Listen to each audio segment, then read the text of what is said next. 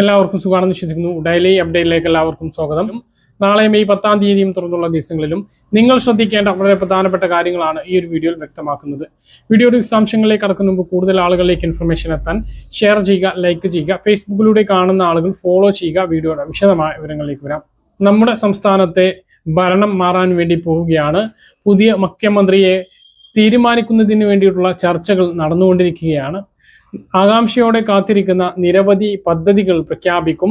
ആദ്യ ക്യാബിനറ്റിൽ തന്നെ 5 ഗ്യാരണ്ടികളിലെ പ്രധാനപ്പെട്ട വിഷയങ്ങളിൽ പ്രഖ്യാപനം ഉണ്ടാകും എന്നാണ് ഇപ്പോൾ നമുക്ക് ലഭിക്കുന്ന വിവരങ്ങൾ.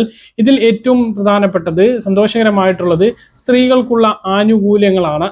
മുൻ സർക്കാർ ഇലക്ഷൻ വേണ്ടി നടപ്പിലാക്കും എന്ന് പറഞ്ഞ് നടപ്പിലാക്കി തുടങ്ങുകയും മാർച്ച് മാസത്തോടു കൂടി നിർത്തലാക്കുകയും ചെയ്ത സ്ത്രീ സുരക്ഷാ പെൻഷൻ പുനഃസ്ഥാപിക്കുന്ന നടപടിയും പുതിയ സർക്കാരിൻ്റെ ഭാഗത്തു നിന്നും ഉണ്ടായേക്കും എന്നുള്ള സൂചനകളാണ് ഇപ്പോൾ നമുക്ക് ലഭിക്കുന്നത്. മാത്രമല്ല, KSRTCയിൽ കേരളത്തിൽ കാസർഗോഡ് മുതൽ കന്യാകുമാരി വരെയുള്ള എല്ലാ സ്ഥലങ്ങളിലും ഏത് സ്ത്രീകൾക്കും സൗജന്യമായി യാത്ര ചെയ്യുന്നതിന് വേണ്ടിയിട്ടുള്ള പ്രഖ്യാപനവും ഉടൻ വരികയാണ്. ഇതിന്റെ നടപടികൾ സംസ്ഥാനത്ത് KSRTC വകുപ്പിൽ ആരംഭിച്ചിട്ടുണ്ട്.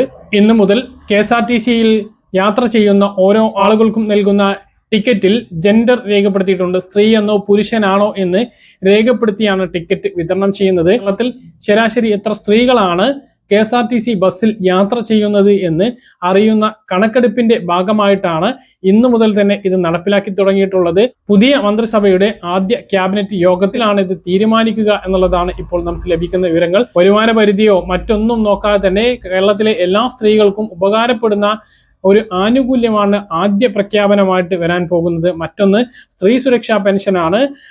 പിണറായി സർക്കാർ ഇലക്ഷന് മുന്നോടിയായിട്ട് പ്രഖ്യാപിക്കുകയും നിയമസഭാ ഇലക്ഷന് മുന്നോടിയായിട്ട് 2 മാസം, ഫെബ്രുവരി മാസത്തെയും മാർച്ച് മാസത്തെയും മാത്രം വിതരണം ചെയ്തുകൊണ്ട് നിർത്തലാക്കുകയും ചെയ്തിട്ടുള്ള പദ്ധതിയാണ് സ്ത്രീ സുരക്ഷാ പെൻഷൻ. 35 മുതൽ 60 വയസ്സ് വരെയുള്ള സ്ത്രീകളോട് അക്ഷയ കേന്ദ്രങ്ങളിലെത്തി അപേക്ഷ നൽകാൻ പറയുകയും ക്യൂ നിന്ന് അപേക്ഷ നൽകി ഇത് തുടങ്ങി ഇലക്ഷൻ കഴിഞ്ഞപ്പോൾ, വോട്ട് പെട്ടിയിലായി കഴിഞ്ഞപ്പോൾ അത് നിർത്തുന്ന സാഹചര്യമാണ് കഴിഞ്ഞ സർക്കാരിന്റെ ഭാഗത്തുനിന്ന് നമ്മൾ കാണാൻ ഇടയായത്. ആ ഒരു പദ്ധതി പുനഃസ്ഥാപിച്ചേക്കും എന്നുള്ള റിപ്പോർട്ടുകളാണ് ഇപ്പോൾ വരുന്നത്. അങ്ങനെ എങ്കിൽ മുൻകാല പ്രാബല്യത്തോടെ, അതായത് മുടങ്ങിയത് മുതലുള്ള പെൻഷൻ ലഭിക്കുമോ എന്നുള്ളത് നമ്മൾ കാത്തിരുന്ന് കാണണം. ഇനി UDF സർക്കാർ ഇതിൽ മാറ്റങ്ങളോട് കൂടിയാണോ നടപ്പിലാക്കുക എന്നുള്ള ഒരു സൂചനകളും ഇപ്പോൾ വരുന്നുണ്ട്. അതായത് ക്ഷേമ പെൻഷൻ BPL റേഷൻ കാർഡുള്ളവർക്ക് മാത്രമല്ല, വരുമാന പരിധിയുടെ അടിസ്ഥാനത്തിൽ എല്ലാ റേഷൻ കാർഡുള്ളവർക്കും ക്ഷേമ പെൻഷൻ വിതരണം ചെയ്യുന്നു. അതുപോലെ തന്നെ നമ്മുടെ സംസ്ഥാനത്തെ എല്ലാ സ്ത്രീകൾക്കും വരുമാന പരിധിയുടെ അടിസ്ഥാനത്തിൽ APL BPL വ്യത്യാസമില്ലാതെ ഇത് വിതരണം ചെയ്തേക്കും എന്നുള്ള സൂചനകളുമുണ്ട്. ഇതൊക്കെ വാർത്തകളാണ്. ഇതെല്ലാം കൃത്യമായിട്ട് അറിയണമെങ്കിൽ പുതിയ സർക്കാർ അധികാരത്തിൽ വന്ന് ക്യാബിനറ്റ് യോഗങ്ങൾ കഴിയേണ്ടതുണ്ട് എന്നുള്ളതും പ്രധാനമായിട്ട് ഓർമ്മിപ്പിക്കുകയാണ്. അപ്പോൾ ആ ഒരു വളരെ പ്രധാനപ്പെട്ട സന്തോഷകരമായിട്ടുള്ള അറിയിപ്പ് കൂടി നിങ്ങളോടൊപ്പം ഓർമ്മിപ്പിക്കുന്നു. ഈ മാസം സ്ത്രീ സുരക്ഷാ പെൻഷൻ മെയ് മാസത്തിൽ ലഭിക്കില്ല എന്നുള്ളത് തന്നെയാണ് ഇപ്പോൾ നമുക്ക് അറിയാൻ കഴിയുന്നത്. ഏപ്രിൽ മാസത്തെയും പോലെ തന്നെ മെയ് മാസത്തിലും കുടിശ്ശികയാവും. ഇപ്പോഴും പുതിയ ഭരണസമിതി, പുതിയ സർക്കാർ അധികാരത്തിൽ വന്നിട്ടില്ല എന്നുള്ളത് കൊണ്ട് തന്നെ ഈ ഒരു മാസവും അതിൻ്റെ ഒരു വിതരണം ഉണ്ടായിക്കില്ല എന്നുള്ളതാണ് വിവരം. കാര്യങ്ങൾ കേരളത്തിൻ്റെ അടുത്ത മുഖ്യമന്ത്രിയെ സംബന്ധിച്ച നിർണായകമായ തീരുമാനം ഹൈക്കമാൻഡ് നാളെ പ്രഖ്യാപിക്കും. AICC അധ്യക്ഷൻ മല്ലികാർജുൻ ഖാർഗെയുടെ വസതിയിൽ ഇന്ന് നടന്ന 3 മണിക്കൂർ നീണ്ട ചർച്ചയ്ക്ക് ശേഷം മുഖ്യമന്ത്രിയുടെ കാര്യത്തിൽ ഔദ്യോഗികമായിട്ടുള്ള പ്രഖ്യാപനം ഉണ്ടായിട്ടില്ല. തീരുമാനം ഇന്നില്ല എന്നും എന്നാൽ വൈകില്ല എന്നും കേരളത്തിൻ്റെ ചുമതലയുള്ള AICC general secretary Deepa Das Munshi അറിയിച്ചു. ഡൽഹിയിൽ ഖാർഗെയുടെ വസതിയിൽ കേന്ദ്ര നേതൃത്വവും കേരളത്തിലെ പ്രമുഖ നേതാക്കളും തമ്മിലുള്ള ചർച്ച അതീവ ഗൗരവം ഉള്ളതായിരുന്നു. ഉച്ചയ്ക്ക് ശേഷം ആരംഭിച്ച യോഗം 3 മണിക്കൂറോളമാണ് നീണ്ടത്. ഹൈക്കമാൻഡ് പ്രതിനിധികൾ ഓരോ നേതാക്കളെയും വെവ്വേറെ ചർച്ചകൾ നടത്തിയെങ്കിലും അന്തിമ ധാരണയിൽ എത്താൻ സാധിച്ചില്ല. തുടർന്ന് വൈകുന്നേരത്തോടെയാണ് തീരുമാനം ഹൈക്കമാൻഡ് പ്രഖ്യാപിക്കുമെന്ന് ദീപാദാസ് മുൻഷി മാധ്യമങ്ങളെ അറിയിച്ചത്. സംസ്ഥാനത്ത് ചൊവ്വാഴ്ച വരെ കനത്ത മഴയ്ക്ക് സാധ്യതയുണ്ട് എന്ന് കാലാവസ്ഥാ നിരീക്ഷണ കേന്ദ്രം അറിയിച്ചു. ഇന്ന് 9 ജില്ലകളിൽ യെല്ലോ അലർട്ടാണ്. ബംഗാൾ ഉൾക്കടലിൽ പുതിയ ന്യൂനമർദ്ദം രൂപപ്പെട്ടതിൻ്റെ ഫലമായി മെയ് 11 മുതൽ അടുത്ത 7 ദിവസത്തിനുള്ളിൽ വടക്ക് പടിഞ്ഞാറെ ഇന്ത്യയിൽ ഇടിമിന്നലോട് കൂടിയിട്ടുള്ള മഴയ്ക്കും ശക്തമായ കാറ്റിനും സാധ്യതയുണ്ട് എന്ന് ഇന്ത്യൻ കാലാവസ്ഥാ വകുപ്പ് മുന്നറിയിപ്പ് നൽകി.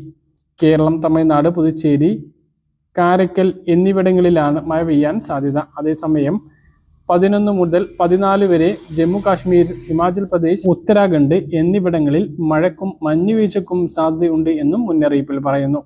മണിക്കൂറിൽ 40 മുതൽ 60 കിലോമീറ്റർ വേഗതയിൽ വരെ കാറ്റ് വീശാനും സാധ്യതയുണ്ട്.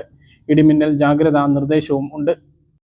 നമ്മുടെ തദ്ദേശ സ്ഥാപനങ്ങളിൽ, പ്രത്യേകിച്ച് പഞ്ചായത്ത്, ബ്ലോക്ക് പഞ്ചായത്ത്, ജില്ലാ പഞ്ചായത്ത്, മുനിസിപ്പാലിറ്റി ഇവിടങ്ങളിലെല്ലാം ഭരണങ്ങൾ മാറി, ചില ഭരണങ്ങൾ തുടരുന്നു. എന്തായാലും മെമ്പർമാർ മാറിയിട്ടുണ്ടാകും, കൗൺസിലർമാർ മാറിയിട്ടുണ്ടാകും.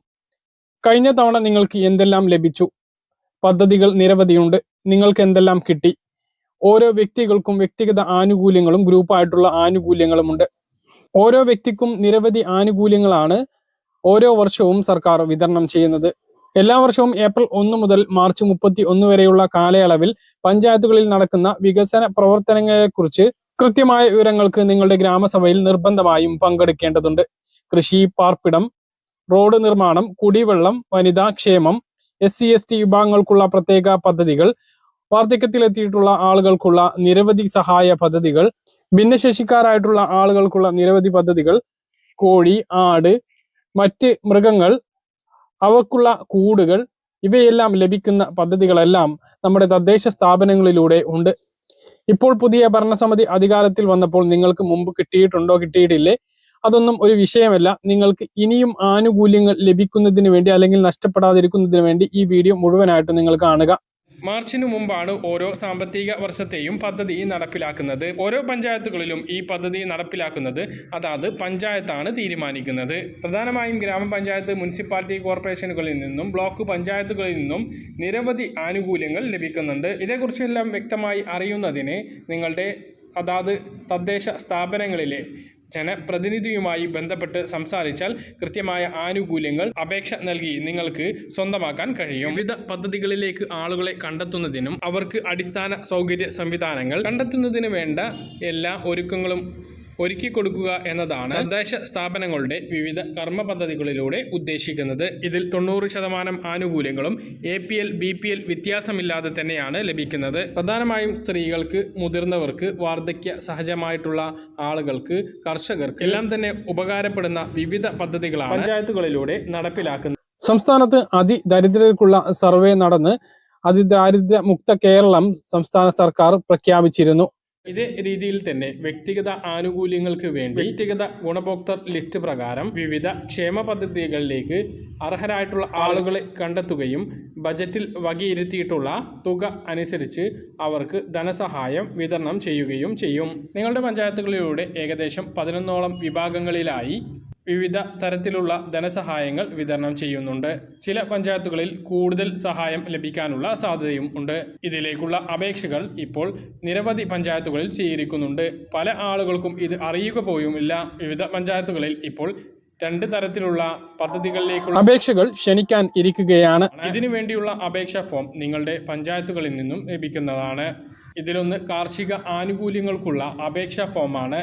മറ്റൊന്ന് വ്യക്തിഗത ആനുകൂല്യങ്ങൾക്കുള്ള അപേക്ഷാ ഫോമുമാണ്.